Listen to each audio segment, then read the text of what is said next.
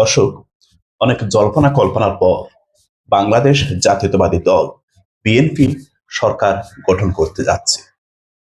এই সরকারের বিপরীতে দাঁড়িয়ে আছে বাংলাদেশ জামাত ইসলাম। ইতিপূর্বে কেউ কখনো কল্পনাও করেনি যে জামাত ইসলাম বিরোধী দলে যাবে কিংবা সরকারি দলে যাবে। জামাত ইসলাম ইতিহাসের মারফেস ঘুরে আজকে বিরোধী দলে দাঁড়িয়ে আছে। ইন্টারেস্টিং বিষয় হচ্ছে, বাংলাদেশ জামাত ইসলাম সরকারে যেতে না পারলেও তারা ছায়া সরকার গঠন করবে তথা শ্যাডো ক্যাবিনেট গঠন করবে। এই ছায়া মন্ত্রিসভা কিংবা শ্যাডো ক্যাবিনেট বলতে আসলে কি বোঝায়? ছায়া মন্ত্রিসভা বলতে সেটাই বোঝায় যে মন্ত্রিসভার বিপরীতে আর একটা মন্ত্রিসভা।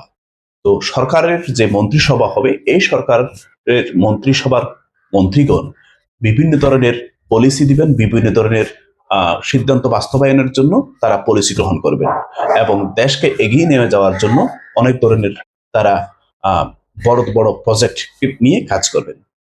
শ্যাডো ক্যাবিনেটের যারা মন্ত্রী থাকবেন, যারা মিনিস্টার থাকবেন, তাদের কাজ হচ্ছে তাদের বিপরীতের যে মন্ত্রীরা যে বড় বড় প্রজেক্টগুলো নিয়ে কাজ করতে যাচ্ছে, এই বড় বড় প্রজেক্টগুলোকে কিভাবে কম খরচের মধ্যে আরো ইফেক্টিভ করা যায়, কিভাবে আরো জনকল্যাণমুখী করে গড়ে তোলা যায়।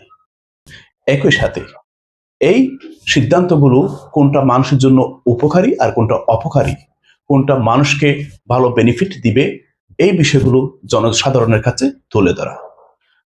জনসাধারণ শ্যাডো ক্যাবিনেটের মন্ত্রীদের এই পলিসিগুলো থেকে বুঝতে পারবে সরকারি দলের মন্ত্রীরা যে সিদ্ধান্তগুলো বাস্তবায়ন করতে যাচ্ছে, এই সিদ্ধান্তগুলো তাদের জন্য জনকল্যাণমুখী কিনা, নাকি শ্যাডো ক্যাবিনেটের মন্ত্রীর যে প্রস্তাবনা এটি জনকল্যাণমুখী। এদিক দিয়ে সরকারি দলের মন্ত্রীরা চাপে থাকবে যে আমি যে সিদ্ধান্তগুলো নিতে যাচ্ছি, এই সিদ্ধান্তগুলোর বিরোধিতা আসতে পারে কিংবা এই সিদ্ধান্তগুলোর বিপরীতে এর চাইতেও বড় কোনো সিদ্ধান্ত আসতে পারে যেটা জনকল্যাণমুখী। ফলে তারা চাপে থাকবে যে আমার চাইতে বেটার মন্ত্রিসভা বিরোধী দলের আছে, যার ফলে শ্যাডো ক্যাবিনেটের মন্ত্রীদের প্রতি জনসাধারণের একটি আকর্ষণ তৈরি হবে। তারা সরকারি দলের মন্ত্রীদের চাইতেও শ্যাডো ক্যাবিনেটের মন্ত্রী যারা আছেন তাদের কর্মপদ্ধতিগুলো পছন্দ করবে।